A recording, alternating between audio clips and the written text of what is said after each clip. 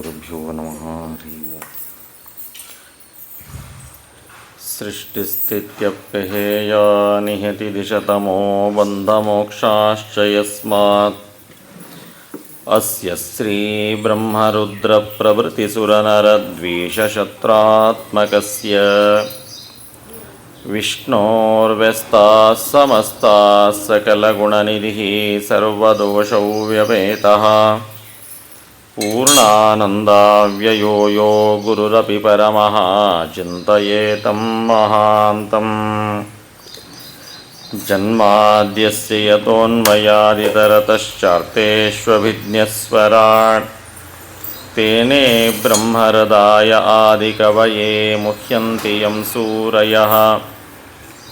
ತೇಜೋ ವಾರಿಮೃದಾಂ ಯಥಾ ವಿನಿಮಯೋ ಯತ್ರ ತ್ರಿಸರ್ಗೋ ಮೃಷಾ ಧಾಮ್ನಾ ಸ್ವೇನ ಸದಾ ನಿರಸ್ತಕುಹಕಂ ಸತ್ಯಂ ಪರಂ ಧೀಮಹಿ.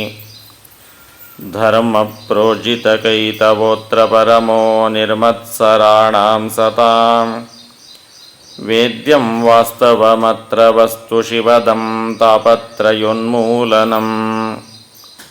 ಶ್ರೀಮದ್ಭಾಗವತೆ ಮಹಾಮುನಿಕೃತೆ ಕಿಂ ವಾ ಪರೈರೀಶ್ವರಃ ಸದ್ಯೋರದ್ಯವರುಧ್ಯತೇತ್ರ ಕೃತಿಭಿಃ ಶುಶ್ರೂಷುಭಿಸ್ತಕ್ಷಣಾತ್.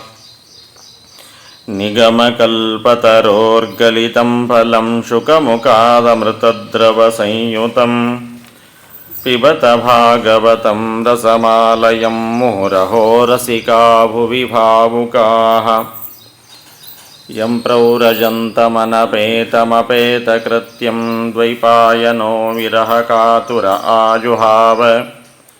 ಪುತ್ರೇತಿ ತನ್ಮಯತಯಾ ತರವೋಪಿ ನೇದುಃ तं ಸರ್ವಭೂತನಿಲಯಂ ಮುನಿಮಾನತೋಸ್ಮಿ. ನಮೋऽस्तु ತಾತ್ವಿಕಾ ದೇವಾಃ ವಿಷ್ಣುಭಕ್ತಿಪರಾಯಣಾಃ ಧರ್ಮಮಾರ್ಗೇ ಪ್ರೇರಯन्तು ಭವಂತಃ ಸರ್ವ ಏವ ಹಿ. ಶ್ರೀಮಟ್ಟೀಕಾಕೃತಾರ್ಯಾನ್ ರಘುವರಚರಣಾರಾಧಕಾಂತಾನ್ ಯತೀಂದ್ರಾನ್ ಲಕ್ಷ್ಮೀನಾರಾಯಣಾಖ್ಯಾನ್ ಯದುವರನಿರತಾನ್ ಚಂದ್ರಿಕಾರ್ಯಾನ್ ಗುರುಶ್ಚ ವಂದೇ ಶ್ರೀವಾದಿರಾಜಾನ್ ರಘುವರತನಯಾನ್ ರಾಘವೇಂದ್ರಾನ್ ಸದಾದೀನ್ ಬೋಧಧ್ಯಾನಪ್ರಮೋದಾನ್ ಹರಿಮತನಿರತಾನ್ ಸದ್ಗುರೂನ್ ಮದ್ಗುರುಶ್ಚ. ಯಸ್ಯ ಪ್ರಚಂಡತಪಸಾ ಶ್ರುತಿಗೀತವೃತ್ತಃ ತುಷ್ಟೋ ಹರಿಃ ಕಿಲ ವಶಂ ವದತಾಮವಾಪ. ಶ್ರೀಮದ್ವಸನ್ಮತಪಯೋನಿಧಿಪೂರ್ಣಚಂದ್ರಃ ಶ್ರೀವಿಷ್ಣುತೀರ್ಥಮುದಿರಾಟ್ ಮುದಮಾತನೋತು. ಆಪಾದಮೌಲಿಪರ್ಯಂతం ಗುರುಣಾಮಾಕೃತಿಂ ಸ್ಮರೇತ್ತೇನ ವಿಘ್ನಾಃ ಪ್ರಣಶ್ಯಂತಿ ಸಿದ್ಧ್ಯಂತಿ ಚ ಮನೋರಥಾಃ. ಸಮಸ್ತ ಗುರುಭ್ಯೋ ನಮಃ. ಹರಿ ಓಂ. ಹರಿ ಓಂ. ಸ್ವಸ್ತಿಸ್ತು ಅಶೇಷ ಸನ್ಮಂಗಲಾನಿ ಭವಂತು. ಅಧಿಕ ಮಾಸದ ಪರ್ವಕಾಲದಲ್ಲಿ ಶ್ರೀಮದ್ಭಾಗವತವನ್ನು ತನ್ನ ಜೀವನದ ತನ್ನ ನರನಾಡಿಗಳಲ್ಲಿ ಕಣಕಣಗಳಲ್ಲಿ ತುಂಬಿಕೊಂಡಂತಹ ವಿಷ್ಣುತೀರ್ಥರ ದಿವ್ಯ ಸನ್ನಿಧಾನದಲ್ಲಿ ಭಾಗವತದ ಶ್ರವಣವನ್ನು ಮಾಡ್ತಾ ಇದ್ದೇವೆ. ಶ್ರೀಮದ್ಭಾಗವತದ ಪಂಚಮ ಸ್ಕಂದ, ಪಂಚಮದ ಪ್ರಪಂಚ ಬಹಳ ಸುಂದರವಾಗಿ ಉಂಟು. ನಿನ್ನೆ ತಿಳಿದ ಹಾಗೆ ಈ ಒಂದು ಸ್ಕಂದದೊಳಗೆ ಗದ್ಯ ಪದ್ಯಗಳ ಸಮ್ಮಿಶ್ರಣವನ್ನು ಕಾಣ್ತೇವೆ. ಹೇಗೆ ಕಾವ್ಯಗಳಲ್ಲಿ ಚಂಪೂ ಕಾವ್ಯ ಅಂತ ಕರೀತಾರೆ. ಕೆಲವು ಕಡೆ ಕೇವಲ ಶ್ಲೋಕ ಇರ್ತದೆ, ಕೆಲವು ಕಡೆ ಕೇವಲ ಗದ್ಯ ಇರ್ತದೆ. ಆ ಗದ್ಯ ಪದ್ಯ ಎರಡೂ ಮಿಶ್ರಣವಾಗುವಂಥದ್ದಕ್ಕೆ ಚಂಪೂ ಕಾವ್ಯ ಅಂತ ಕರೆಯೋದು. ಹಾಗೆ ಶಾಸ್ತ್ರೀಯವಾದಂತಹ ಶ್ರೇಷ್ಠವಾದ ಆ ಒಂದು ಚಂಪೂ ಕಾವ್ಯವನ್ನು ಮೀರಿಸುವ ಆ ಶೈಲಿಯನ್ನು ಹೊಂದಿದ್ದು ಭಾಗವತದ ಪಂಚಮ ಸ್ಕಂದ. ಇಲ್ಲಿ ಪ್ರಾರಂಭದಲ್ಲಿ ಮನುರಾಜನ ವಂಶದ ಚರಿತೆಯನ್ನು ತಿಳಿಸ್ತಾ ಆ ಮನುರಾಜನ ಮಗನೇ ಪ್ರಿಯವ್ರತ. ಆ ಪ್ರಿಯವ್ರತನ ಮಹಿಮೆಯನ್ನು ತಿಳಿಸಬೇಕಾದಾಗ ಪ್ರಿಯವ್ರತ ತಾನು ಮೊದಲಿಗೆ ವಿರಕ್ತನಾಗ್ತೇನೆ ಅಂತ ತಯಾರಾದಾಗ ಆ ಸಂದರ್ಭದಲ್ಲಿ ಬ್ರಹ್ಮದೇವರು ಬಂದು ಹೇಳ್ತಾರೆ, ನೀನು ವಿವಾಹವನ್ನು ಮಾಡಿಕೋ, ನಿನ್ನಲ್ಲಿ ಭಗವಂತನೇ ಅವತಾರವನ್ನು ಮಾಡ್ತಾನೆ. ಆ ಬ್ರಹ್ಮದೇವರ ಮಾತಿಗೆ ಗೌರವವನ್ನು ನೀಡಿ ಪ್ರಿಯವ್ರತ ವಿವಾಹವನ್ನು ಮಾಡಿಕೊಂಡ. ಯಾರು ಪ್ರಿಯವ್ರತನ ಹೆಂಡತಿ?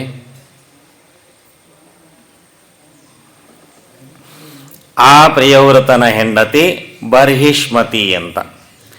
ಆ ಬರ್ಹಿಷ್ಮತಿ ಅನ್ನೋಳು ವಿಶ್ವಕರ್ಮನ ಮಗಳು. ಆ ಪ್ರಿಯವ್ರತ, ಅವನ ಮಗ ಅಗ್ನಿದ್ರ, ಆಮೇಲೆ ನಾಭಿ. ಆ ನಾಭಿಯಲ್ಲೇನೆ ಭಗವಂತ ತಾನು ವೃಷಭ ರೂಪದಿಂದ ಅವತಾರ ಮಾಡ್ತಾನೆ. ಮೊದಲಿಗೆ ನೇರವಾಗಿ ತಾಪಸ ಅನ್ನುವ ಹೆಸರಿನಿಂದಲೂ ದೇವರ ಅವತಾರ ಮಾಡಿದ. ಈಗ ವೃಷಭ ಅನ್ನುವ ಹೆಸರಿನಿಂದ ಅವತಾರ ಮಾಡಿದ. ಮುಂದೆ ಕೃಷ್ಣನು ಇದೇ ವಂಶದಲ್ಲೇ ಮುಂದೆ ಬರ್ತಾನೆ. ಆ ಭಗವಂತ ತಾನು ಅವತಾರವನ್ನು ಮಾಡಬೇಕಾದಾಗ ಈ ವೃಷಭ ರೂಪದಿಂದ ತಾನೇನು ಬಂದ ನಾಭಿಯ ಮಗನಾಗಿ. ನಾಭಿಯ ಹೆಂಡತಿ ವೃಷಭನ ಹೆಂಡತಿ ಜಯಂತಿ. ಆ ನಾಭಿಯ ಹೆಂಡತಿ ಮೇರುದೇವಿ ಅಂತ. ಆ ಮೇರುದೇವಿ ಮತ್ತು ನಾಭಿ ಇವರಿಬ್ಬರಲ್ಲಿ ಭಗವಂತ ತಾನು ಅವತಾರವನ್ನು ಮಾಡ್ತಾ ಇದ್ದಾನೆ. ಆ ವೃಷಭನಿಗೆ ಸ್ವತಃ ಇಂದ್ರನೇ ಜಯಂತಿ ಅನ್ನುವ ಕನ್ಯೆಯನ್ನು ಕೊಡುತ್ತಾನೆ. ಆ ಜಯಂತಿಯ ಮಕ್ಕಳಾಗಿ 100 ಜನ ಹುಟ್ಟಿ ಬರ್ತಾರೆ. ಆ 100 ಜನರಲ್ಲಿ ಹಿರಿಯ ಮಗನೇ ಭರತ. ಆ ಭರತನೇ ನಮ್ಮ ಭೂಮಿಯನ್ನು ಭಾರತವನ್ನು ಮಾಡಿಕೊಟ್ಟಂತಹ ಶ್ರೇಷ್ಠ ರಾಜ. ಈ ಭಾರತ ಭೂಮಿಯಲ್ಲಿ ಭರತ ಎಂಬ ಹೆಸರಿನ ವ್ಯಕ್ತಿಗಳು 6 ಜನರನ್ನು ನಾವು ಕಾಣುತ್ತೇವೆ. ರಾಮನ ತಮ್ಮನಾದ ಭರತ, ದುಷ್ಯಂತನ ಮಗನಾದ ಭರತ, ವೃಷಭನ ಮಗನಾದ ಭರತ, ಜಡಭರತ, ವಾಯುದೇವರಿಗೂ ಭರತ ಅನ್ನುವ ಹೆಸರು ಉಂಟು. ಎಲ್ಲದಕ್ಕಿಂತ ಮುಖ್ಯವಾಗಿ ಭಗವಂತನಿಗೆ ಭರತ ಎಲ್ಲವನ್ನು ಭರಣ ಮಾಡ್ತಾನೆ ಅನ್ನೋದಕ್ಕಾಗಿ ಅವನಿಗೆ ತಿಳಿಸ್ತಾರೆ. ಆ ಋಷಭರೂಪಿಯಾದ ಭಗವಂತ ಮಕ್ಕಳನ್ನು ಕೂಡಿಸಿಕೊಂಡು ಎಲ್ಲ ಉಪದೇಶವನ್ನು ಮಾಡಿದ. ತಂದೆ ತಾಯಿ ಮಕ್ಕಳಿಗೆ ಹೇಗೆ ಸಂಸ್ಕಾರ ಕೊಡಬೇಕು ಅನ್ನೋದನ್ನು ಕಲಿಸಿಕೊಡುತ್ತಾನೆ. ತಂದೆ ಒಂದು ಬಾರಿ ಹೇಳಿ ಹೋಗಿಬಿಡುತ್ತಾನೆ. ಮುಂದೆ ಅದನ್ನು ಕಂಟಿನ್ಯೂ ಮಾಡೋ ಜವಾಬ್ದಾರಿ ತಾಯಿದು ಹೆಚ್ಚಿರ್ತದೆ. ಅಪ್ಪ ಹೊರಗೆ ಹೆಚ್ಚಿರೋದು. ಒಂದ್ಸರಿ ಕೂಡಿಸಿ ಹೇಳ್ಬೋದೇ ಹೊರತು ಮತ್ತೆ ಮತ್ತೆ ಅದನ್ನು ತಯಾರು ಮಾಡಿಸೋದೇನದೇ ಅದು ತಾಯಿಯ ಹೊಣೆ. ಆ ತಾಯಿಯಾದಂತಹ ಜಯಂತಿ ಮಕ್ಕಳನ್ನು ಚೆನ್ನಾಗಿ ತಯಾರು ಮಾಡಿ ಒಳ್ಳೆ ರೀತಿಯಾದ ತತ್ವಜ್ಞಾನಿಗಳನ್ನು ಮಾಡ್ತಾಳೆ. ಅದರಲ್ಲಿ 9 ಜನ ವಿಶಿಷ್ಟವಾದ ರೀತಿಯಲ್ಲಿ ಜ್ಞಾನಿಗಳಾಗ್ತಾರೆ. ಆ 9 ಜನ ವೃಷಭನ ದೇವರ ಮಕ್ಕಳಾಗಿದ್ದರೂ ತಾಯಿಯ ಶ್ರಮ ಹೆಚ್ಚಿದೆ ಅನ್ನೋದಕ್ಕಾಗಿ ಜಯಂತಿಯ ಮಕ್ಕಳು ಅಂತ ಹೇಳಿ ಅವರಿಗೆ ಜಾಯಂತೆಯರು ಅಂತ ಪ್ರಸಿದ್ಧರಾಗ್ತಾರೆ. ಏಕಾದಶ ಸ್ಕಂದದಲ್ಲಿ ಜಾಯಂತಿಯ ಉಪಾಖ್ಯಾನ ಅಂತ ಕೇಳುತ್ತೇವೆ. ಅಂದರೆ ಜಯಂತಿಯ ಮಕ್ಕಳ ಕಥೆ ಅಲ್ರಿ. ದೇವರೇ ಇರಬೇಕಾದಾಗ ದೇವರ ಹೆಸರು ಹೇಳಲಿಲ್ಲ, ಹೆಂಡತಿಯ ಹೆಸರು ಹೇಳುತ್ತಾರೆ. ಅದರ ಅಭಿಪ್ರಾಯ ತಾಯಿಯ ಸ್ಥಾನ, ತಾಯಿಯ ಮಾನ ಎಷ್ಟಿದೆ ಅನ್ನೋದನ್ನು ದೇವರು ತನ್ನ ಮಕ್ಕಳಾಗಿದ್ದರೂ ತನ್ನ ಹೆಸರಿನಿಂದ ಪ್ರಸಿದ್ಧಿಯನ್ನು ಮಾಡದೆ ಈ ಜಯಂತಿಯ ಹೆಸರಿನಿಂದ ಪ್ರಸಿದ್ಧಿಯನ್ನು ಮಾಡಿದ್ದನ್ನು ಕಾಣ್ತೇವೆ. ದೇವರ ಮಗನೇ ಆಗಿದ್ದರೂ ಕೂಡ ಪ್ರಾರಬ್ಧ ಕರ್ಮ ಯಾರನ್ನೂ ಬಿಡಲಿಕ್ಕಾಗಲ್ಲ. ಆ ವ್ಯಕ್ತಿ ವಿರಕ್ತನಾಗಿ ಎಲ್ಲ ರಾಜ್ಯ ಬೇಡ, ಸಂಪತ್ತು ಬೇಡ, ಅಧಿಕಾರ ಬೇಡ ಅಂತ ಬಂದವ ಒಂದು ಪುಟ್ಟದಾದ ಜಿಂಕೆ ಮರಿಯನ್ನು ಸಾಕೋದಕ್ಕೆ ಹೊರಟ. ಅದರ ಮೇಲೇನೇ ಪ್ರೀತಿ, ಅದರ ಮೇಲೇನೇ ಮೋಹ. ತಿಂದರೆ, ಉಂಡರೆ, ಕೂತರೆ, ಎದ್ದರೆ ಅದು ಏನಾಯಿತು? ಮಲ್ಕೊಂತ ಇಲ್ಲ, ತಿಂತ ಇಲ್ಲ, ಏನಾಯಿತು? ಅದನ್ನೇ ವಿಚಾರ ಮಾಡ್ತಾ ಮಾಡ್ತಾ ಮರಣ ಹೊಂದಿದ. ಅದೇ ಆಗಿ ಹುಟ್ಟಬೇಕಾಯಿತು. ಅವಶ್ಯವಾಗಿ ನಾವು ಪ್ರಾಣಿ ದಯಾ ತೋರಿಸೋಣ, ಪ್ರಾಣಿಗಳ ಮೇಲೆ ಮೋಹ ಅಲ್ಲ. ಅತಿಯಾದ ಮೋಹವನ್ನು ಮಾಡಿದರೆ ನಾವು ಅದೇ ಹಂದಿ, ನಾಯಿ, ಕತ್ತಿ, ಬೆಕ್ಕು ಏನಾಗ್ತೀವೋ ಗೊತ್ತಿಲ್ಲ. ಯಾವಾಗ ಜಿಂಕೆಯಾದ ಜನ್ಮಾಂತರ ಸಂಸ್ಕಾರ ಇತ್ತು. ನಿನ್ನೆ ಹೇಳಿದ್ದೆ, ಇವತ್ತು ನೆನಪಿರೋದು ಕಷ್ಟ. ಈ ಜನ್ಮದ್ದು ಮುಂದಿನ ಜನ್ಮಕ್ಕೆ ಮತ್ತೆ ಬಂದು ಯಾರಾದರೂ ಭಾಗವತ ಕೇಳಿದಾಗ ಉತ್ತರ ಕೊಡ್ಲಿಕ್ಕೆ ತಯಾರಾಗಬೇಕು. ಅಷ್ಟು ಗಟ್ಟಿಯಾದ ಸಂಸ್ಕಾರವನ್ನು ಪಡೆದಿದ್ದಕ್ಕಾಗಿ ಜಿಂಕೆಯ ಜನ್ಮ ಬಂದಿದ್ದರೂ ಆಗ ಆ ಜನ್ಮದ ಸಂಸ್ಕಾರ ಇರೋದಕ್ಕಾಗಿ ಹೆಚ್ಚು ಎಲ್ಲೂ ಗಲಾಟೆಯನ್ನು ಮಾಡದೆ, ಬೇರೆ ಕಡೆ ಹೋಗದೆ, ತಾನು ಏಕಾಂತವಾದ ರೀತಿಯಲ್ಲಿ ತನ್ನ ಸಾಧನೆಯನ್ನು ಮಾಡಿ ಜನ್ಮವನ್ನು ಬಿಡುತ್ತದೆ. ಅದೇ ಮುಂದೆ ಜಡಭರತ ಅಂತ ಆಗ್ತದೆ. ಹೆಸರು ಜಡಭರತ ಅಲ್ಲ, ಅದು ಜಡನ ಹಾಗೆ, ಮೂರ್ಖನ ಹಾಗೆ, ಹುಚ್ಚನ ಹಾಗೆ ಇದ್ದ. ಮೂರ್ಖ ಹುಚ್ಚ ಅಲ್ಲ, ಮತ್ತು ಅದರಂತೆ ಇದ್ದ. ಏನೂ ಗೊತ್ತಿಲ್ಲದಂತೆ ಇದ್ದ, ಎಲ್ಲ ಗೊತ್ತಿತ್ತು. ಜಡಭರತನಿಂದ ಕಲಿಯಬೇಕಾದ ದೊಡ್ಡದಾದ ಪಾಠ. ಯಾವಾಗ ಬಾಯಿ ಬಿಡಬೇಕು, ಯಾವಾಗ ಬಾಯಿ ಮುಚ್ಚಬೇಕು. ತನ್ನ ವೈಯಕ್ತಿಕ ವಿಚಾರ ಬಂದಾಗ, ತನಗೇನಾದರೂ ಅಪಮಾನ ಆದಾಗ, ತನಗೇನಾದರೂ ಸನ್ಮಾನ ಆಗೋ ಪ್ರಸಂಗ ಬಂದಾಗ ಗಂಟೆಗಟ್ಟಲೆ ಮಾತಾಡ್ತೇನೆ. ತನ್ನ ದೇಶಕ್ಕೆ, ತನ್ನ ಧರ್ಮಕ್ಕೆ, ಮತ್ತೊಬ್ಬ ಸಜ್ಜನರಿಗೆ ಏನಾದರೂ ತೊಂದರೆ ಆದಾಗ ನನಗೆ ಯಾಕೆ ಬೇಕು, ಇಷ್ಟು ಜನನ ಸುಮ್ಮ ಕೂತಾರೆ, ನಾವೊಬ್ಬ ಏನು ಮಾಡಲಿ ಅಲ್ಲ. ಜಡಭರತ ತಿಳಿಸಿಕೊಟ್ಟ. ತನ್ನ ತಲೆನೇ ಕತ್ತರಿಸೋ ಪ್ರಸಂಗ ಬಂದಾಗ ಬಾಯಿ ಮುಚ್ಚಿಕೊಂಡಿದ್ದ. ದೇವರ ಸಂಕಲ್ಪ ಏನಾಗ್ತದೋ ಆಗಲಿ. ಯಾವಾಗ ದೇವರ ಮೇಲೆ ಭಾರ ಹಾಕಿದ, ಇವನಿಗೇನೂ ಆಗಲಿಲ್ಲ. ತಲೆ ಕತ್ತರಿಸೋದಕ್ಕೆ ಬಂದ ವ್ಯಕ್ತಿಗಳನ್ನೇ ಆ ಚಂಡಿ ಚಾಮುಂಡಿಯಾದ ದುರ್ಗಾದೇವಿ ಅವರ ತಲೆಯನ್ನೇ ಕತ್ತರಿಸಿ ಹಾಕ್ತಾಳೆ. ಯಾವಾಗ ರಘುಗುಣ ಮಹಾರಾಜ ತಾನು ಮೇಣೆಯಲ್ಲಿ ಹೊರಟಾಗ, ಆ ಸಂದರ್ಭದಲ್ಲಿ ಇವನನ್ನು ಹೊತ್ತುಕೊಂಡು ಇವನ ಮೇಲೆ ಮೇಣೆಯನ್ನು ಹೊರಿಸಿಕೊಂಡು ಹೊರಟಾರೆ. ಸಣ್ಣ ಸಣ್ಣ ಇರಿಬಿಗಳು, ಎಲ್ಲೋ ಒಂದು ಕ್ರಿಮಿಕೀಟಗಳು ಕಂಡ್ರೆ ಪಟ್ ಅಂತ ಹಾರಿದಿದ್ದ. ಅದನ್ನು ತುಳಿಬಾರ್ದು, ಅದಕ್ಕೆ ಹಿಂಸೆ ಆಗಬಾರ್ದು. ಇವ ಹಾರಿದರೆ ಒಳ ಕೂತ ರಾಜನಿಗೆ ಎಲ್ಲೆಲ್ಲೋ ಹೊಡಿಲಿಕ್ಕತ್ತು. ಸೈಲೆಂಟಾಗಿ ಗಾಡಿ ಆರಾಮ್ ಹೋಗ್ತಿದ್ರೆ ಪ್ರಾಬ್ಲಮ್ ಇಲ್ಲ. ಏರಿಳಿತ ಆಗ್ತಾ ಇದ್ರೆ ಮೈಯೆಲ್ಲ ನುಗ್ಗಾಗಿ ಹೋಗ್ತದೆ. ಬರಬೇಕಾದ ಅನುಭವಿಸ್ತಾ ಇರ್ತೀವಿ. ಆ ರೀತಿಯಾದಂತಹ ಪೆಟ್ಟಗಳಾದದ್ದಕ್ಕಾಗಿ ವ್ಯಂಗ್ಯವಾಗಿ ರಾಜ ಮಾತಾಡ್ತಾನೆ. ಯಾರು ಅಂತ ಗೊತ್ತಿಲ್ಲ. ಪಾಪ ಅಲ್ಲಿಂದ ಇಲ್ಲಿ ಮಠ ನೀವೊಬ್ಬನೇ ಹೊತ್ತಿ ನೋಡಪ್ಪ, ಭಾಳ ಸರಿಗೆ ಬಿಟ್ಟಿದಿ. ಅದರರ್ಥ ನೀ ಗಡೆ ಚಲೋ ಗಟ್ಟಿ ಮುಟ್ಟಿದ್ದೀರಿ, ಕಡಿದ್ರೆ 8 ಬಂಡೆ ಆಗೋ ಹಂಗಿದ್ದೀರಿ ಗಂಟು ಮುಟ್ಟಾಗಿ. ಆದರೂ ನೀನೊಬ್ಬನೇ ಭಾಳ ಶ್ರಮ ಪಟ್ಟಂಗೆ ತೋರಿಸ್ತೀರಿ. ಇಷ್ಟು ಜನ 4-8 ಜನ ಹೊತ್ತಿದ್ರು ನಿನಗೊಬ್ಬನಿಗೆ ಭಾರ ಆದಂಗೆ ತೋರಿಸ್ತೀರಿ ಅಂತ ವ್ಯಂಗ್ಯ ಮಾಡಿ ಅಪಮಾನ ಮಾಡಲಿಕ್ಕೆ ಹೊರಟ್ರೆ ಅದನ್ನು ಪಾಸಿಟಿವ್ ಆಗಿ ತಗೊಂಡ್ಬಿಟ್ಟ. ಆ ರಾಜನಿಗೆ ಹೇಳ್ತಾನೆ, ಹೌದು ನೀ ಹೇಳಿದ ಹಾಗೆ ನಾ ಹೊತ್ತೀನಿ ಅಂತ ನಾ ಅನ್ಕೊಂಡಿದ್ರೆ ಇಷ್ಟೆಲ್ಲ ವಿಚಾರ. ನಾ ಹೊತ್ತೇ ಇಲ್ಲ. ನಿನ್ನನ್ನು ನಾನು ಹೊತ್ತೀನಿ ಅಂತ ಅನ್ಕೊಂಡಿದ್ದಿ ನೀನು, ನಾನಲ್ಲ. ಹೇಗೆ ಈ ಭುಜವನ್ನು ಟೊಂಕ ಹೊತ್ಯದ, ಟೊಂಕವನ್ನು ಕಾಲು ಹೊತ್ಯದೋ ಹಾಗೇನೆ ಇಡೀ ಭೂಮಿಯನ್ನು ಶೇಷದೇವರು, ಆ ಶೇಷದೇವರ ಸಹಿತವಾಗಿ ವಾಯುದೇವರು ಎಲ್ಲವನ್ನು ಹೊತ್ತವ ಪರಮಾತ್ಮ. ನಾನು ಯಾರು? ಈ ದೇಹ ಬಹಳ ಸೊರಗದ ಅಂತ ನೀನು ವ್ಯಂಗ್ಯ ಮಾಡ್ತಾ ಇದ್ದೆ. ದೇಹ ನಂದಲ್ಲೇ ಅಲ್ಲ, ಒಳಗಿರುವ ಜೀವ ಇದು ನಾನು.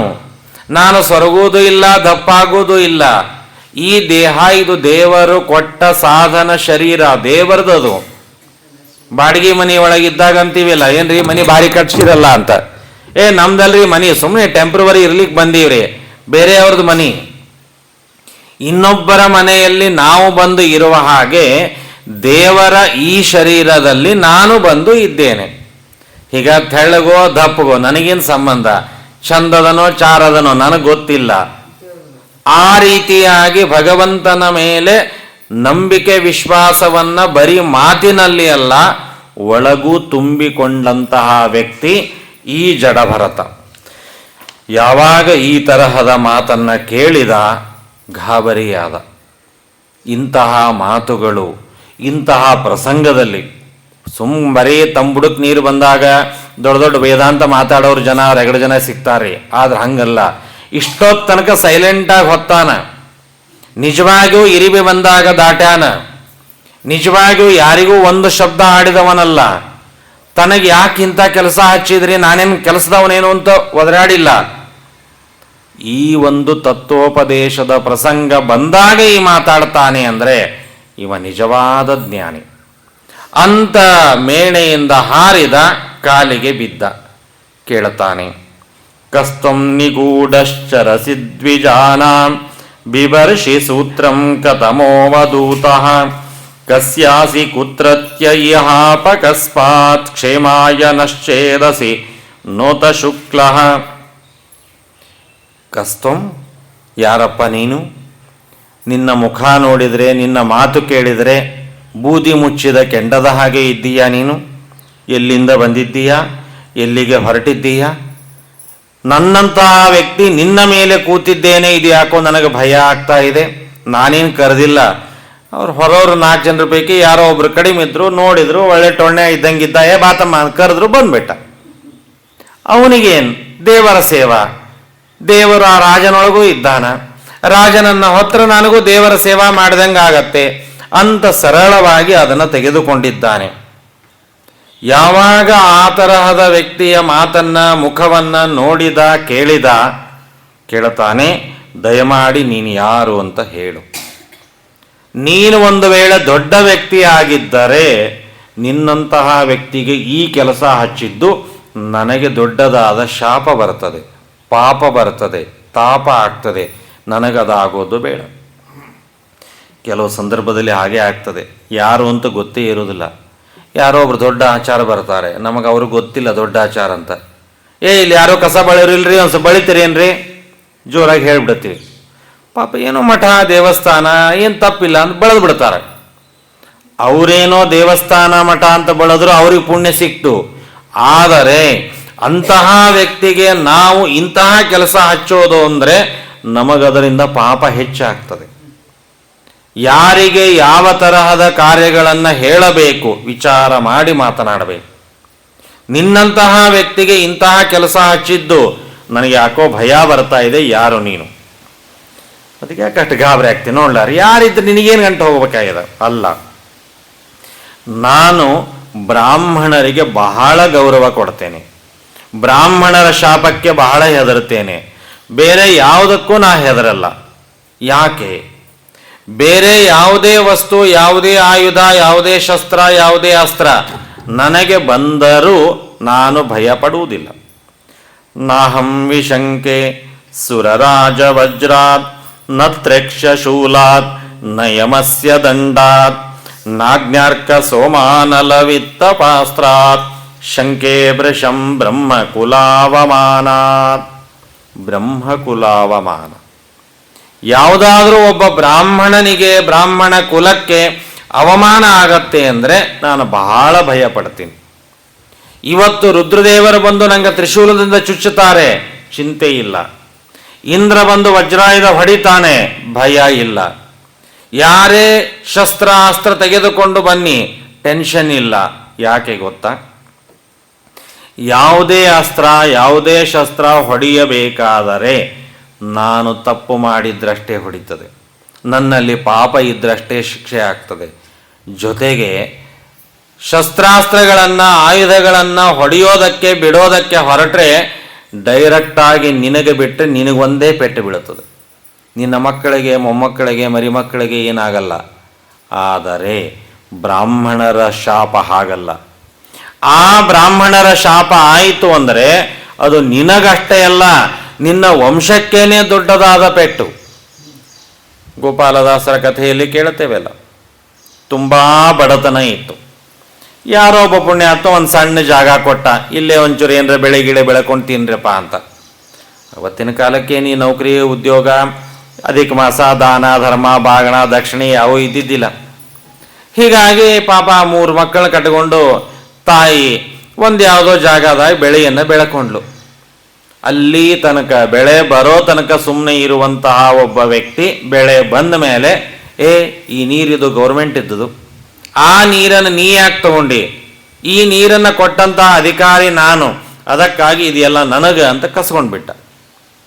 ಅಲ್ರಿ, ಹಳ್ಳದ ನೀರು, ನದಿ ನೀರು, ಮಳೆ ನೀರು ಇದು ಗೌರ್ಮೆಂಟು, ಇದು ನಂದು ಅಂತ ಜಗಳಕ್ಕೆ ಬಂದ್ರೆ ಗತಿ ಏನು? ದೇವರು ಕೊಟ್ಟದ್ದು, ಅದನ್ನು ಯಾರು ನೀನು ಅನ್ಲಿಕ್ಕೆ? ಪಾಪ ಇವ್ರು ಏನು ಸಣ್ಣ ಮಕ್ಕಳು, ಏನು ಮಾತಾಡೋ ಹಂಗಿಲ್ಲ, ಜಗಳ ಆಡಿದ್ರು ನಡೆಯೋ ಹಂಗಿಲ್ಲ, ದೊಡ್ಡ ಅಧಿಕಾರಿ ಸಮರ್ಥ.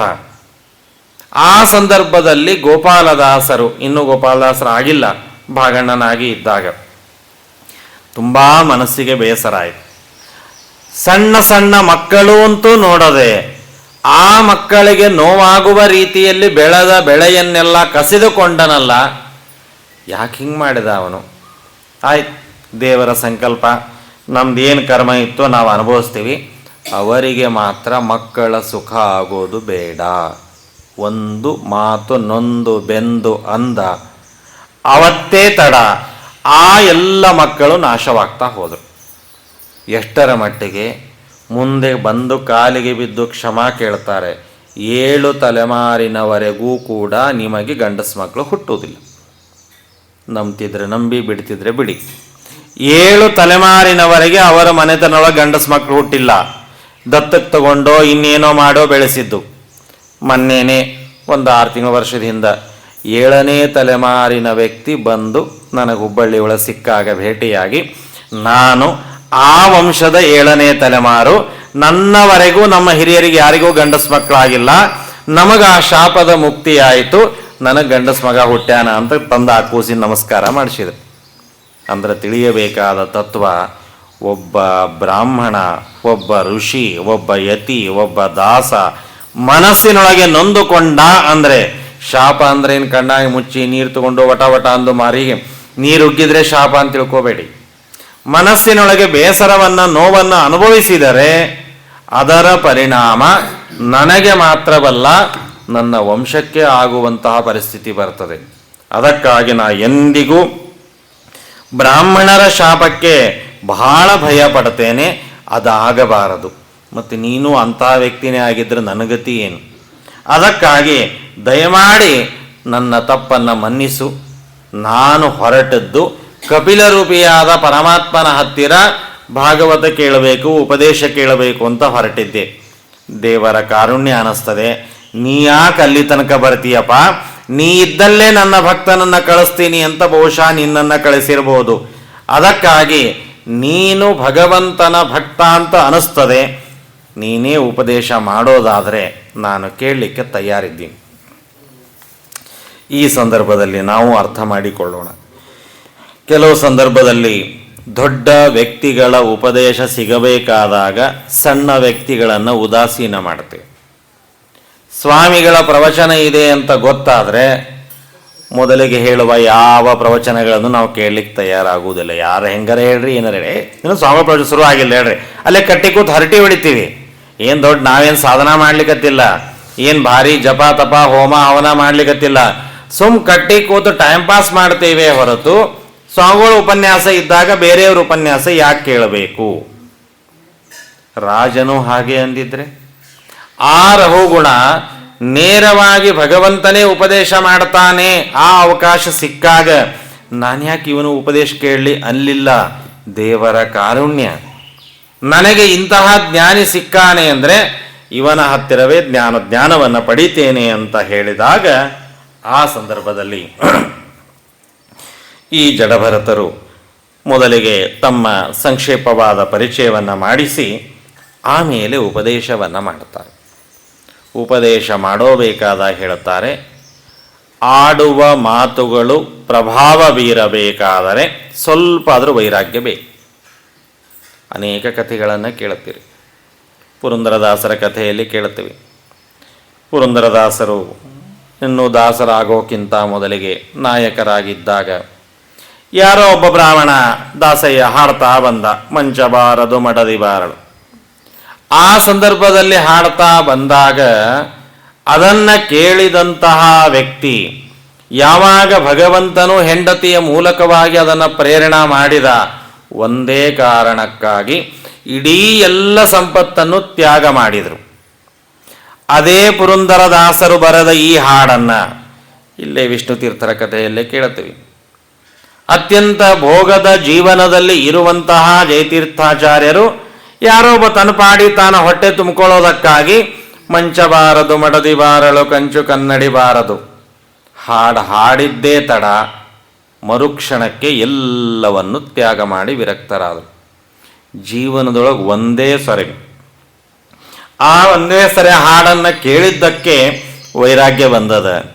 ನಾವು ಎಷ್ಟು ಸರಿ ಹಾಡು ಹಾಡಿಲ್ಲ, ಎಷ್ಟು ಸರಿ ಹಾಡು ಕೇಳಿಲ್ಲ, ನಮಗೇನು ವೈರಾಗ್ಯ ಬಂದದ್ದು?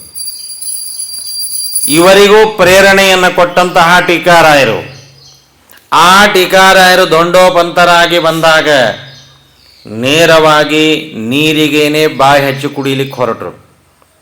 ನೋಡ್ತಾರೆ ಅಕ್ಷೋಭ್ಯ ತೀರ್ಥರು, ಕಿಂ ಪಶು ಪೂರ್ವದೇಹ, ಏನಪ್ಪ ನೀನೇನು ಪಶು ಆಗಿದ್ದೀಯಾ ಅಂತ. ಪಶು ಈ ಶಬ್ದ ಕೇಳಿದ್ದೇ ತಡ ಪೂರ್ಣ ವೈರಾಗ್ಯ ಬಂತು.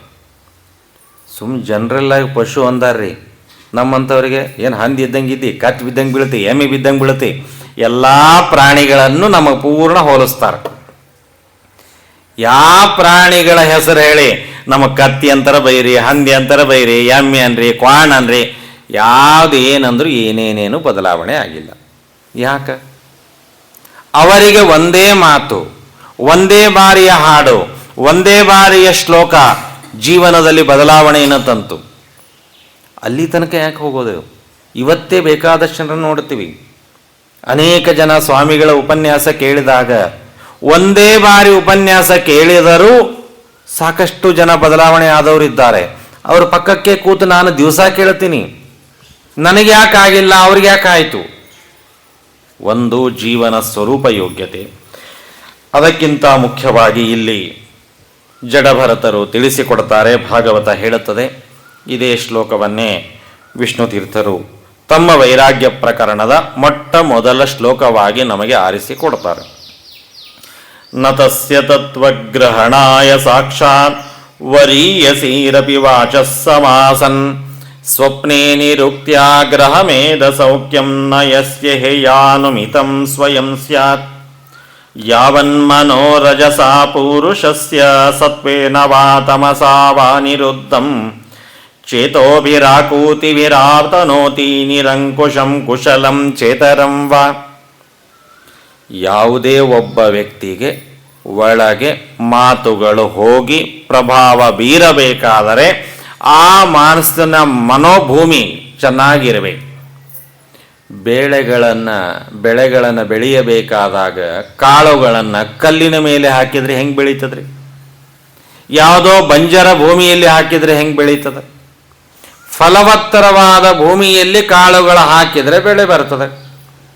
ನನ್ನ ಮನಸ್ಸು ಕಲ್ಲಿನ ಹಾಗೆ ಆಗಿಬಿಟ್ಟದು. ಕಲ್ಲಿನ ಮೇಲೆ ಆದ ಈ ಒಂದು ಕಾಳುಗಳು ಬೆಳೆ ಕೊಡುವುದಿಲ್ಲ. ಹಾಗೆ ಕಲ್ಲಿನಂತಿರುವ ಹೃದಯದಲ್ಲಿ ಯಾವುದೇ ಉಪನ್ಯಾಸ, ಯಾವುದೇ ಹಾಡು, ಯಾವುದೇ ಮಂತ್ರ ನಮಗೇನು ಪ್ರಭಾವ ಬೀರ್ತಾ ಇಲ್ಲ. ಕರಗಬೇಕು, ಸ್ವರ್ಗಬೇಕು. ಆ ಭಗವಂತನ ಚಿಂತನೆಯನ್ನು ಮಾಡ್ತಾ ಮಾಡ್ತಾ ಪೂರ್ಣ ಮನಸ್ಸು ಕರಗಿ ದೇವರ ಬಗ್ಗೆ ಸ್ಮರಣೆ ಮಾಡ್ತಾ ಆನಂದ ಅನುಭವಿಸ್ತಾ ಇದ್ದರೆ ಹೇಳುವ ಮಾತುಗಳು ಪ್ರಭಾವವನ್ನು ಬೀರುತ್ತೆ. ಅದಕ್ಕಾಗಿ ಸ್ವಲ್ಪ ಆದರೂ ವೈರಾಗ್ಯ ಸಂಪಾದನೆ ಮಾಡು. ಒಂದರ್ಥದಲ್ಲಿ ಈ ಸದ್ಯ ಮಟ್ಟಿಗೆ ದೇವರು ನಮಗೆ ಆ ಅನುಗ್ರಹವನ್ನು ಮಾಡ್ತಾ ಇದ್ದಾನೆ. ಈ 1 ಗಂಟೆ ನಾವೆಲ್ಲರೂ ವೈರಾಗ್ಯವನ್ನು ತಾಳಿಕೊಂಡು ಕೂತಿದ್ದೇವೆ ವೈರಾಗ್ಯ ಮೂರ್ತಿಗಳ ಸನ್ನಿಧಾನದಲ್ಲಿ. ಯಾವ ಹರಟಿ ಬೇಡ, ಮೊಬೈಲು ಸೈಡ್ ಇಟ್ಟು ತಣ್ಣಗೆ ಆರಾಮ್ ಕೂತ್ಕೊಂಡಿರಿ. ಯಾವ ಟಿ ವಿ ಇಲ್ಲ, ಸೀರಿಯಲ್ ಇಲ್ಲ, ಯಾವುದೇ ತರಹದ ವ್ಯರ್ಥ ಮಾತುಗಳು, ವಿಚಾರಗಳಿಲ್ಲ. 1 ಗಂಟೆ ಭಾಗವತದ ವಿಚಾರ ಬಿಟ್ಟರೆ ಬೇರೆ ಏನೂ ಇಲ್ಲ. ಇದೇ ವೈರಾಗ್ಯ. ಇದು ಹೆಚ್ಚಾಗ್ತಾ ಹೋಗಬೇಕು. ಇವತ್ತು 1 ಗಂಟೆ ಆದದ್ದು ನಾಳೆಗೆ 2 ಗಂಟೆ, ಕ್ರಮವಾಗಿ ಹೀಗೆ ಬೆಳೀತಾ ಬೆಳೀತಾ ದೇವರ ರಾಮಾಯಣ, ಮಹಾಭಾರತ, ಭಾಗವತಗಳ ಸ್ಮರಣೆ ಬಿಟ್ಟರೆ ಬೇರೆ ನಮಗೆ ಯಾವುದು ಬೇಡ ಅನ್ನುವ ಹಾಗೆ ಇದ್ದರೆ ಆಗ ಅದು ನಮ್ಮ ಸಾಧನೆಗೆ ಅನುಕೂಲ ಆಗ್ತದೆ. ಅದಕ್ಕಾಗಿ ಅವಶ್ಯವಾಗಿ ನಾವು ವೈರಾಗ್ಯವನ್ನು ತಾಳಬೇಕು. ಮೊದಲನೇ ಹೆಜ್ಜೆ. ಆ ವೈರಾಗ್ಯ ತಾಳಿದ್ದೇನೆ ಅಂತ ಎಲ್ಲ ಬಿಟ್ಟು ಸುಮ್ಮನೆ ರೂಮ್ನ ಬಾಗಿಲ ಹಾಕ್ಕೊಂಡು ಕೀಲಿ ಹಾಕ್ಕೊಂಡು ಮಲ್ಕೊಳ್ಳೋದಲ್ಲ. ವೈರಾಗ್ಯ ಭಕ್ತಿಗೆ ಸಪೋರ್ಟ್ ಆಗಬೇಕು. ಯಾವ ವ್ಯಕ್ತಿ ಎಲ್ಲವನ್ನು ತ್ಯಾಗ ಮಾಡ್ಯಾರ, ಇವತ್ತು ನಿಮ್ಮ ಮನೆಯಾಗೆ ನೀವು ಇದ್ದೀರಿ ಅಂತ ಅನ್ಕೊಳ್ಳೋಣ. ನಿಮ್ಮ ಮನೆಯೊಳಗೆ 1 ತಾಸು ನಾ ಯಾವ ಮೊಬೈಲ್ ನೋಡೋದಿಲ್ಲ, ಟಿ ವಿ ನೋಡೋದಿಲ್ಲ, ಏನು ಮಾಡೋದು, ಸುಮ್ಮ ಕೊಡ್ತೀನಿ. ಏನು ಮಾಡಿ ಸುಮ್ಮ ಕೂತು ಆಗೋದಿಲ್ಲ. ಸುಮ್ಮ ಕೂಡಲಿಕ್ಕೆ ಮನಸ್ಸು ಏನೇನೋ ವಿಚಾರ ಮಾಡ್ತದೆ, ಏನೇನೋ ಕೈಕಾಲುಗಳ ಕೆಲಸ ಆಗ್ತದೆ. ಹಾಗಾಗಿ ಕೇವಲ ಎಲ್ಲ ಬಿಟ್ಟಿದ್ದೇನೆ ಅನ್ನುವ ವೈರಾಗ್ಯ ಸಾಲದು, ಎಲ್ಲ ಬಿಟ್ಟದ್ದು ಒಳ್ಳೆಯದನ್ನು ಮಾಡೋದಕ್ಕಾಗಿ. ಯಾವಾಗ ದೇವರ ಭಜನೆ ಪಾರಾಯಣ ಈ ತರಹದ ಭಾಗವತದ ಶ್ರವಣ ಆಗ್ತದೋ ಆಗ ಬಿಟ್ಟಿದ್ದು ಸಾರ್ಥಕ ಆಗ್ತದೆ. ಹಾಗಾದರೆ ಬಿಡೋದು ಎಷ್ಟು ಮುಖ್ಯ, ಒಳ್ಳೆಯದನ್ನು ಹಿಡಿಯೋದು ಅದಕ್ಕಿಂತಲೂ ಮುಖ್ಯವಾದ. ಆ ಒಳ್ಳೆಯದನ್ನು ಪಡೆಯಬೇಕಾದಾಗ ಜ್ಞಾನಿಗಳ ಬಗ್ಗೆ ಗುರುಗಳ ಬಗ್ಗೆ ಭಕ್ತಿ ಇರಬೇಕು. ಸ್ವತಃ ರಾಜ, ಇವನ ಕೈಕಾಲುಗಳಿಗೆ ಬೇಕಾದಷ್ಟು ಜನ ದಾಸದಾಸಿಯರು ಕಾಯ್ಕೊಂಡು ನಿಂತಾರೆ. ಈ ವ್ಯಕ್ತಿ ಯಾರು ಅಂತ ಗೊತ್ತಾಗಿದ್ದಿಲ್ಲ, ಆದರೂ ಹೇಳ್ತಾನೆ, ರಹುಗುಣ ಏತತ್ತಪಸಾನ ಯಾತಿ ನ ಚೇಜ್ಜಯ ನಿರ್ವಪಣಾಗ್ರಹಾತ್ವ ನ ಛಂದಸಾ ನೈವ ಜಲಾಗ್ನಿ ಸೂರ್ಯೈ ವಿನಾ ಮಹತ್ಪಾದ ರಜೋಭಿಷೇಕ. ಭಗವಂತನಲ್ಲಿ ಭಕ್ತಿ ಬರಬೇಕಾದರೆ, ಆ ಭಗವಂತನ ಚಿಂತನೆಯನ್ನು ಮಾಡೋಬೇಕಾದಾಗ, ಆನಂದದ ಅನುಭವ ಆಗಬೇಕಾದರೆ, ನಾನು ದಾನ ಮಾಡಿ ಪಡೀತೇನೆ, ಇನ್ನೇನೋ ನಮಸ್ಕಾರ ಪ್ರದಕ್ಷಿಣೆ ಮಾಡಿ ಪಡೀತೇನೆ ಅಲ್ಲ, ಮಹತ್ಪಾದ ರಜೋಭಿಷೇಕ. ಬಾಯಲ್ಲಿ ಅಂತೀವಿ, ಗುರುಗಳ ಆಚಾರ ನಮ್ಮನೆ ಹೊಸ ಪಾದಧೂಳಿ ಬೀಳಲಿ, ಬಾಯಲ್ಲಿ ಆಡೋ ಶಬ್ದ ಅಷ್ಟೇ ಇದು. ಯಾರಾದರೂ ಆಚಾರ ಬಂದರು, ಆಚಾರ ಅಲ್ಲೇ ಹೊರಗೆ ಕಾಲು ತೊಳ್ಕೊಂಬರ್ರಿ, ಈಗಿನ ಮನೆ ವರ್ಷಿನಿ ಮತ್ತು ಕಲೆ ಆಗ್ಬಾರ್ದು, ಸ್ವಚ್ಛ ಒರೆಸ್ಕೊಂಡು ಬರ್ರಿ. ಒಂದು ಚೂರು ಪಾದ ಧೂಳಿ ಬೀಳ್ತದೆ ಅಂದರೆ ಮೈಯೆಲ್ಲ ಹೊಲಸಾಗ್ತದೆ ಅನ್ನೋ ಅಷ್ಟರ ಮಟ್ಟಿಗೆ ಅವರ ಧೂಳಿ ಏನೂ ಬರಬಾರ್ದು ಅನ್ನೋ ಅಷ್ಟರ ಮಟ್ಟಿಗೆ ನೋಡ್ತೀವಿ. ರಾಜ ಹೇಳ್ತಾನೆ, ಭಾಗವತ ಅಂತದೆ, ಬ್ರಾಹ್ಮಣರ ಪಾದ ಧೂಳಿ ಮನೆಯೊಳಗೆ ಎಲ್ಲೋ ಒಂದು ಕಣ ಅಲ್ಲ, ನನ್ನ ದೇಹದಿಂದಲೇ ಅದು ಅಭಿಷೇಕ ಆಗಲಿ. ಮುಂದೆ ಕೃಷ್ಣನ ಕಥೆಯಲ್ಲಿ ಕೇಳುತ್ತೀರಿ. ಕೃಷ್ಣ ಪರಮಾತ್ಮನು ಪೂಜಾ ಮಾಡ್ತಿದ್ದ. ನೋಡ್ಲಿಕ್ಕೆ ಬಂದರು ನಾರದರು. ಏನಪ್ಪ ನೀನೇನು ಪೂಜಾ ಮಾಡ್ತೀವೋ, ಇಡೀ ಜಗತ್ತೇ ನಿನ್ನ ಪೂಜಾ ಮಾಡ್ತದ, ನಿನ್ನ ಹತ್ರ ಏನು ಸಾಲಿಗ್ರಾಮವ, ನಿನ್ನ ಹತ್ರ ಯಾವ ಪ್ರತಿಮಾ ಅದ? ಪೂಜಾ ನಡೆದ ಮಾತಾಡಬಾರ್ದ, ಕೂಡಲು ಸುಮ್ಮನೆ ತೆಗದ ಸಂಪುಷ್ಟ. ಹತ್ರ ಬಂದು ನೋಡ್ಲಿಕ್ಕೆ ಬಂದರೆ ದೂರ, ನಾ ಮಡಿ ಇದ್ದೀನಿ ಹಿಂಸರಿ. ಆಗ ಸಂಪುಷ್ಟ ತೆಗಿತಾನೆ, ನೋಡಿದ್ರೆ ಒಳಗೊಂದು ಡಬ್ಬಿ, ಮತ್ತೊಂದು ತೆಗದ, ಒಳಗೊಂದು ಸಂಪುಷ್ಟ, ಮತ್ತೊಂದು ತೆಗದ, ಎಷ್ಟರ ಡಬ್ಬಿ ಇಟ್ಟಿಯೋ ಮಾರಾಯ, ಒಳಗೆ ಏನದು ತೋರಿಸು. ಕೊನೆಗೆ ಆ ಒಳಗಿರುವ ನವರತ್ನ ಸಂಪುಟವನ್ನು ತೆಗೆದು ತೋರಿಸಿದರೆ ಮಣ್ಣಿತ್ತಷ್ಟೆ. ಅಯ್ಯೋ ದೇವ್ರೆ, ನಾ ಏನು ದೊಡ್ಡ ಸಾಲಿಗ್ರಾಮದ ಪ್ರತಿಮಾದ ಅನ್ಕೊಂಡಿದ್ದೀನ, ಮಣ್ಣಿಟ್ಟಿಯಲ್ಲಪ್ಪ, ಏನಿದು ಮಣ್ಣು? ಏನು ಯಾರಾದರೂ ಯತಿಗಳ ವೃಂದಾವನದ ಮೃತ್ತಿಕಾನ ಏನು? ಅವಾಗಿನ್ನೂ ವೃಂದಾವನ ಮಾಡುವ ಮೃತ್ತಿಕ ಇಡುವ ಪದ್ಧತಿ ಇದ್ದಿಲ್ಲ, ಆಮೇಲೆ ಬಂದದ್ದು. ಈ ಒಂದು ಮಣ್ಣು ಏನು ಅಂದರೆ, ಯಾರು ನನ್ನ ಮನೆಗೆ ಬ್ರಾಹ್ಮಣರು ಬರ್ತಾರಲ್ಲ, ಜ್ಞಾನಿಗಳು ಬರ್ತಾರಲ್ಲ, ಅವರಿಗೆ ನನ್ನ ವಸ್ತ್ರವನ್ನು ಹಾಸ್ತಿದ್ದೆ. ಆ ಬ್ರಾಹ್ಮಣರು ನನ್ನ ವಸ್ತ್ರದ ಮೇಲೆ ಕಾಲಿಟ್ಟು ಹೋದಾಗ ಒಂದೊಂದೇ ಕಣ ಬೀಳುತ್ತಿತ್ತಲ್ಲ, ಅದನ್ನು ಆರಿಸಿಕೊಂಡು ನವರತ್ನ ಮಂಟಪದ ಆ ಸಂಪುಷ್ಟದಲ್ಲಿ ಇಟ್ಟು, ಅದೇ ನನ್ನ ಪಾಲಿನ ದೇವರು ಅಂತ ಪೂಜಾ ಮಾಡ್ತೀನಿ ಅಂತಾನೆ ಕೃಷ್ಣ. ಎದಕ್ಕೆ ಬೇಕಾಗಿದೆ ಕೃಷ್ಣಗಿದೆಯಲ್ಲ? ಆ ಕೃಷ್ಣ ಬ್ರಾಹ್ಮಣರ ಪಾದಧೂಳಿ ತಗೊಂಡು ಮಾಡೋ ಏನು, ಅವನಿಗೇನು ಪುಣ್ಯ ಇಲ್ಲ, ಬಿಟ್ರೆ ಪಾಪ ಇಲ್ಲ. ಏನೂ ಬೇಕಾಗದೇ ಇರುವ ಕೃಷ್ಣ ಅದನ್ನು ಮಾಡ್ತಾ ಇದ್ದಾನೆ.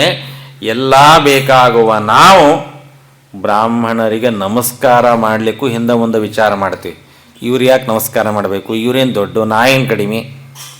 ಇನ್ನೊಬ್ಬರಿಗೆ ತಲೆ ಬಾಗೋದಕ್ಕೆ ವಿಚಾರ ಮಾಡುವ ನಮ್ಮಂಥವರಿಗೆ ಭಾಗವತ ಎಚ್ಚರಿಕೆ ಕೊಡುತ್ತದೆ. ತಲೆ ಬಾಗೋದಲ್ಲ, ಪಾದ ಧೂಳಿಯನ್ನು ಅಭಿಷೇಕ ಮಾಡಿಕೊಳ್ಳಬೇಕು. ಅದಕ್ಕಾಗಿ ಮಹತ್ಪಾದ ರಜೋಭಿಷೇಕ, ಇದಕ್ಕಿಂತ ದೊಡ್ಡದಾದ ಪುಣ್ಯದ ಸಂಗತಿ ಮತ್ತೊಂದಿಲ್ಲ. ನೀವು ನನಗೆ ವಿಶೇಷವಾದ ಅನುಗ್ರಹವನ್ನು ಉಪದೇಶವನ್ನು ಮಾಡಬೇಕು ಅಂದಾಗ ಒಂದು ಸುಂದರವಾದ ಭವಾಟವಿ ಅಂತ ಒಂದು ವರ್ಣನೆಯನ್ನು ಮಾಡ್ತಾರೆ. ಬಹುಶಃ ಮೊನ್ನೆ ಚತುರ್ಥ ಸ್ಕಂದದ ಕೊನೆಯಲ್ಲಿ ಪುರಂಜನೋಪಾಖ್ಯಾನ ಅಂತ ಕೇಳಿರ್ತೀರಿ. ಆ ತರಹ ಗೂಢಾರ್ಥವನ್ನು ತಿಳಿಸುವ ಒಂದು ವಿಚಿತ್ರವಾದ ಒಂದು ಕಥೆ. ಮೇಲ್ನೋಟಕ್ಕೆ ಅದು ಏನು ಹೇಳಿದ್ರು, ಎದಕ್ಕೆ ಹೇಳಿದ್ರು ಅರ್ಥೇ ಆಗುವುದಿಲ್ಲ. ಇದೇನು ಚಂದಮಾಮ ಕಥೆ ಹೇಳಿ ಕೂತಾರೇನೋ ಅನ್ನಂಗೆ ಅನ್ನಿಸ್ತದೆ. ಆದರೆ ಕಥೆಯ ಒಳಗೆ ಬಹಳ ರಹಸ್ಯವಾದ ಅರ್ಥ ಇದೆ. ಶ್ಲೋಕಗಳು ವಾಕ್ಯಗಳು ಬಹಳ ಚೆನ್ನಾಗಿದೆ, ಸಮಯ ಇಲ್ಲ, ಹೀಗಾಗಿ ಆ ಶ್ಲೋಕಗಳನ್ನು ವಾಕ್ಯಗಳನ್ನು ಹೇಳದೆ ಡೈರೆಕ್ಟಾಗಿ ಕಥೆಯನ್ನು ಮಾತ್ರ ಹೇಳಿಬಿಡ್ತೇನೆ. ಅದನ್ನು ತಿಳಿಸಿಕೊಡಬೇಕಾದಾಗ ಜಡಭರತರು ಈ ಭವಾಟವಿಯ ಪರಿಚಯವನ್ನು ಮಾಡಿಸ್ತಾ ಹೇಳ್ತಾರೆ. ಒಬ್ಬ ವ್ಯಾಪಾರಿ ಆ ವ್ಯಾಪಾರವನ್ನು ಮಾಡೋದಕ್ಕಾಗಿ ಅನೇಕ ಊರುಗಳಿಗೆ ಹೊರಟ. ಮತ್ತು ಬಿಸ್ನೆಸ್ ಮ್ಯಾನು ಅಂದಮೇಲೆ ಎಲ್ಲೇ ಲಾಭ ಆಗ್ತದೋ ಅಲ್ಲಿ ಇರವ, ಎಲ್ಲಿ ಲಾಭ ಆಗೋದಿಲ್ಲ ಅಲ್ಲಿ ಬಿಡವ ಅನ್ನೋದಕ್ಕಾಗಿ ಅವನು ಅನೇಕ ಊರುಗಳನ್ನು ಬೆನ್ನು ಹತ್ತಿ ಹೋಗ್ತಾ ಹೋಗ್ತಾ ಕೊನೆಗೆ ಒಂದು ಊರು ಚೆನ್ನಾಗಿ ಕಂಡಿತು. ಆ ಊರಿನೊಳಗೆ ಬೇಕಾದಷ್ಟು ಸಂಪಾದನೆ ಆಯಿತು. ಆ ಸಂಪಾದನೆ ಮಾಡಿದ್ದನ್ನು ಸಂಪತ್ತನ್ನು ತೆಗೆದುಕೊಂಡು ಮನೆಗೆ ಬರಬೇಕು ಅಂತ ಹೊರಟ. ಅಷ್ಟರಲ್ಲಿ ಕಳ್ಳರು ಬೆನ್ನು ಹತ್ತಾ ಇದ್ದಾರೆ. ಆ ಕಳ್ಳರಿಂದ ತಪ್ಪಿಸಿಕೊಳ್ಳಬೇಕು ಅಂತ ಒಂದು ಗಿಡದ ಬುಡಕ್ಕೆ ಅಡಿಕೊಳ್ಳಿಕ್ಕೆ ಹೊರಟ. ಅಲ್ಲಿ ಪ್ರಾಣಿಗಳು ಬೆನ್ನು ಹತ್ತಿದವು. ಆ ಪ್ರಾಣಿಗಳಿಂದ ದಾಟಿ ಮತ್ತೊಂದು ಗಿಡಕ್ಕೆ ಹೋದ. ಗೊತ್ತಿಲ್ಲದೆ ಅಲ್ಲೊಂದು ತೆಗ್ಗಿನೊಳಗೆ ಬಿದ್ದು ಬಿಟ್ಟ. ಆ ತೆಗ್ಗಿನೊಳಗೆ ಬಿದ್ದಾಗ ಒಂದು 4 ಜನ ಬಂದರು. ಬಾರೋ, ನಾನು ನಿನ್ನ ಕೈ ಹಿಡಿತೀನಿ, ಬಾ, ಚಿಂತೆ ಮಾಡಬೇಡ, ನಾನು ನಿನ್ನನ್ನು ಮೇಲೆ ಎತ್ತೀನಿ, ನಾನು ನಿನ್ನ ಕರ್ಕೊಂಡು ಹೋಗ್ತೀನಿ ಅಂದರು. ಮುಖ ನೋಡಿದ, ಇವರು ಯಾರು? ನನ್ನನ್ನು ಕೈ ಹಿಡಿದು ಮ್ಯಾಲೆ ಎತ್ತವರು ಅಥವಾ ನನ್ನ ಕೈ ಒಳಗೆನ್ನ ಕಸಗೊಂಡು ನನ್ನನ್ನು ಕೆಳಗೆ ದಬ್ಬೋರು? ಯಾರು ಹೆಂಗೆ ಮೋಸ ಮಾಡ್ತಾರ ಗೊತ್ತಿಲ್ಲ. ಹಣ ಇದ್ದಾಗ, ಸಂಪತ್ತು ಇದ್ದಾಗ ಎಲ್ಲರೂ ನಮ್ಮ ಹತ್ರ ಬರ್ತಾರೆ. ಒಳ್ಳೆಯ ಉದ್ದೇಶದಿಂದ ಬರ್ಬೋದು, ಕೆಟ್ಟ ಉದ್ದೇಶದಿಂದ ಬರ್ಬೋದು. ಬಂದವರು ಯಾರಿವರು ಗೊತ್ತಿಲ್ಲ. ಯಾಕೋ ಈ ಮುಖ ನೋಡಿದರೆ ನನಗೆ ಒಳ್ಳೆಯವರು ಅಂತ ಅನಿಸ್ತಾ ಇಲ್ಲ ಅಂತ ಹೇಳಿ ನನ್ನಟ್ಟಕ್ಕೆ ನಾನೇ ಮೇಲೆ ಬರ್ತೇನೆ, ಇವರ ಸಹಾಯ ಪಡೆಯೋದು ಬೇಡ ಅಂತ ನೋಡಿದ. ಒಂದು ದೊಡ್ಡದಾದ ಗಿಡದ ಟೊಂಗೆ ಇತ್ತು. ಆ ಟೊಂಗೆಯನ್ನು ಹಿಡಿದುಕೊಂಡ. ಅದನ್ನು ಹತ್ತಬೇಕು ಅಂತ ಹೊರಟ. ಮೇಲಿಂದ ಒಂದು ತಟ ತಟ ಅಂತ ಹನಿ ಬರ್ತಾ ಇತ್ತು. ನೋಡಿದ ಜೇನುತುಪ್ಪ, ಜೇನು ಗೂಡಿತ್ತಲ್ಲಿ. ಅಪ್ಪ, ಇಷ್ಟೊತ್ತು ತನಕ ಹೈರಾಣಾಗಿದ್ದೆ. ಓಡಿ ಬಂದು ಅಂತ ಬಾಯಿ ತೆಗದ. 2 ಹನಿ ಬಿತ್ತು. ಆ 2 ಹನಿ ಬೀಳೋದ್ರೊಳಗೆ 10 ಜೇನು ನೊಣಗಳು ಮೈ ತುಂಬ ಬಂದು. ಮತ್ತದನ್ನು ಹೆಂಗಾರ ಮಾಡಿ ತಪ್ಪಿಸಿಕೊಳ್ಬೇಕು ಅಂತ ತಯಾರಾದ. ಜೊತೆಗೆ ಒಂದು ಸಣ್ಣದಾದ ಖಡ್ಗವನ್ನು ಹಿಡ್ಕೊಂಡು ಬಂದಿದ್ದ. ಆ ಖಡ್ಗವನ್ನು ಅಲ್ಲೇನೆ ಕಲ್ಲಿಗೆ ಒಂದಿಷ್ಟು ಚೂಪು ಮಾಡಿಕೊಂಡು ಆ ಸಂದರ್ಭದಲ್ಲಿ ಅವುಗಳನ್ನು ಬೇರೆ ಏನು ಪೊದೆಯಲ್ಲಿ ಸಿಕ್ಕೊಂಡು ಬಿದ್ದಿದ್ದ ಅವುಗಳನ್ನು ಕತ್ತರಿಸಿಕೊಂಡ. ಅಷ್ಟೊತ್ತಿಗೆ ಒಬ್ಬನೇ ಒಬ್ಬ ಯೋಗ್ಯನಾದ ವ್ಯಕ್ತಿ ಬಂದ. ಅವನ ಮುಖ ನೋಡಿದರೆ ಭಾಳ ಒಳ್ಳೆಯ ಲಕ್ಷಣ ಇತ್ತು. ಅವ ಹೇಳಿದ, ನೀನೇನು ಚಿಂತೆ ಮಾಡಬೇಡ, ಬಾ, ನನಗೆ ನಿನ್ನ ಸಂಪತ್ತು ಬೇಡ, ನಿಂದೇನೂ ಬೇಡ, ನಿನ್ನನ್ನು ಎತ್ತಿ ಮ್ಯಾಲೆ ಕೂಡಿಸೋದಷ್ಟೇ ನನ್ನ ಕೆಲಸ ಅಂತ ಅವನ ಕೈ ಹಿಡಿದು ಮೇಲೆ ಕೂಡಿಸಿ ಆ ಜೇನುನೊಣದಿಂದ ಮತ್ತು ಕಳ್ಳರಿಂದ, ಪ್ರಾಣಿಗಳಿಂದ ರಕ್ಷಣೆಯನ್ನು ಮಾಡಿ ಅವನನ್ನು ಊರು ಮುಟ್ಟಿಸಿದ. ಒಟ್ಟಾರೆ ಎಲ್ಲ ಇಡೀ ಅಧ್ಯಾಯದಲ್ಲಿ ಬರುವಂತಹ ಸಾರದ ಒಂದು ಕಥೆ ಇದು. ಅಲ್ಲಿ ಯಾರೋ ಒಬ್ಬ ಬಿಸ್ನೆಸ್ ಮ್ಯಾನು, ಅವನಿಗೆ ಯಾರೋ ಸಂಪಾದನೆ ಮಾಡಿದ, ಅವನಿಗೆ ಯಾರೋ ಬೆನ್ನು ಹತ್ತಿದ್ರು, ಅವನನ್ನು ಯಾರೋ ತಗೊಂಡು ನಾನೇನು ಮಾಡಲಿ? ನಾನಿಲ್ಲಿ ಕೂತದ್ದು ಭಾಗವತ ಕೇಳಲಿಕ್ಕೆ. ಭಗವಂತನ ಕತೆ ಹೇಳಿ ಓಕೆ, ಬೇಡ ಭಗವದ್ ಭಕ್ತರ ಕತೆ ಹೇಳ್ರಿ ಪರವಾಗಿಲ್ಲ. ಬಿಸ್ನೆಸ್ ಮ್ಯಾನ್ ಕತೆಗೆ ತಗೊಂಡು ನಾನೇನು ಮಾಡೋದದ ಅಂತ ಅನಿಸ್ತದೆ. ಆದರೆ ಭಾಗವತದ ಮಾತು, ಜಡಭರತರ ಮಾತು ಅಷ್ಟು ಸರಳ ಅರ್ಥ ಆಗುವುದಲ್ಲ. ಆ ಗೂಢಾರ್ಥವನ್ನು ತಿಳಿಸಿಕೊಡುವಂತಹ ಮಾತು ಇದೆ. ಅದಕ್ಕಾಗಿ ತಿಳಿಸಿಕೊಡಬೇಕಾದಾಗ ಮತ್ತೆ ಆ ಕಥೆಯನ್ನು ರಿಪೀಟ್ ಮಾಡ್ತಾರೆ. ರಿಪೀಟ್ ಮಾಡಿ ಆ ಬಿಸ್ನೆಸ್ ಮ್ಯಾನ್, ಆ ವ್ಯಾಪಾರಿ ಬೇರೆ ಯಾರೋ ಅಲ್ಲಪ್ಪ, ನೀನೇ, ಅರ್ಥಾತ್ ಜೀವ. ಇದು ನಮ್ಮೆಲ್ಲರ ಕಥೆ. ಇದು ಎಲ್ಲ ಜೀವರ ಕಥೆಯನ್ನೇ ಈ ಒಂದು ರೀತಿಯಲ್ಲಿ ನಮಗೆ ತಿಳಿಸಿಕೊಡ್ತಾ ಇದ್ದಾರೆ. ಹೇಗೆ ವ್ಯಾಪಾರಿ ಎಲ್ಲ ಊರುಗಳನ್ನು ಅಡ್ಡಾಡ್ತಾ ಹೊರಟ, ಎಲ್ಲಿ ತನಗೆ ಒಳ್ಳೆ ಪ್ರಾಫಿಟ್ ಸಿಗ್ತದೆ, ಲಾಭ ಆಗ್ತದೆ, ಹಾಗೆ ಜೀವನು ಎಲ್ಲ ದೇಹಗಳನ್ನು ಅಡ್ಡಾಡಿದ. ಹಂದಿಯಾದ, ನಾಯಿಯಾದ, ಕತ್ತಿಯಾದ, ಎಲ್ಲೂ ಕೂಡ ಪುಣ್ಯ ಸಂಪಾದನೆ ಆಗಲಿಲ್ಲ.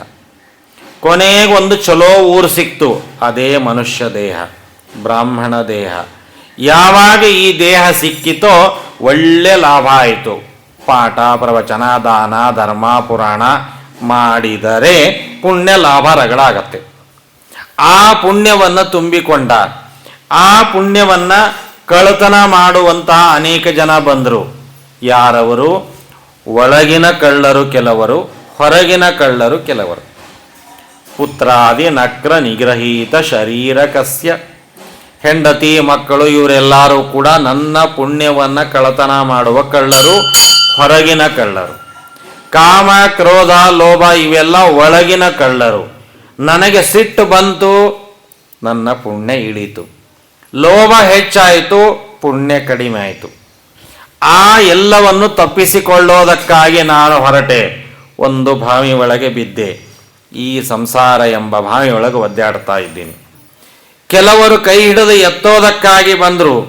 ಗುರುಗಳ ಹಾಗೆ ಕಂಡರು. ಆ ಗುರುಗಳು ಅಂತ ಅನ್ಕೊಂಡೆ.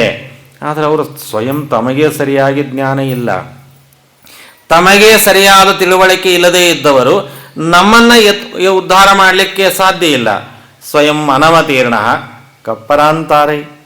ತಾನೇ ಎದ್ದು ಬರಲಿಕ್ಕಾಗದಂತಹ ಪರಿಸ್ಥಿತಿಯಲ್ಲಿ ಇರುವವನು ಇನ್ನೊಬ್ಬರನ್ನ ಕೈ ಹಿಡಿದು ಹೇಗೆ ತಾನೇ ಮೇಲೆ ಎತ್ತಿಯಾನು? ಆಗಲಿಲ್ಲ. ಆಗ ಜೇನುತುಪ್ಪವನ್ನು ಕುಡಿದು ಆನಂದ ಪಡ್ತಾ ಹೊರಟೆ. ಅದೇ ಸಂಸಾರದ ಸುಖ. ಆನಂದ ಅನ್ಕೊಂಡೆ. 2 ಹನಿಯ ಸುಖದ ಜೊತೆಗೆ 10 ನೊಣಗಳ ನೋವನ್ನು ಅನುಭವಿಸಬೇಕಾದ. 5 ನಿಮಿಷ ತಿನ್ನೋದಕ್ಕಾಗಿ ಬೆಳಗ್ಗಿನಿಂದ ಶ್ರಮಪಟ್ಟು ಮಾಡಬೇಕು. ತಿನ್ನೋದು ಹೆಚ್ಚಾದ್ರೆ ಮತ್ತೆ ಅಜೀರ್ಣ ಆಯಿತು ಅಂತ ಒದ್ದಾಡಬೇಕು. ಮತ್ತು ಅದಕ್ಕಾಗಿ ರೆಸ್ಟ್ ಬೇಕು, ಖರ್ಚು ಮಾಡಬೇಕು, ದುಡಿಬೇಕು. 5 ನಿಮಿಷದ ಸುಖಕ್ಕೆ 5 ತಾಸಿನ ದುಃಖ.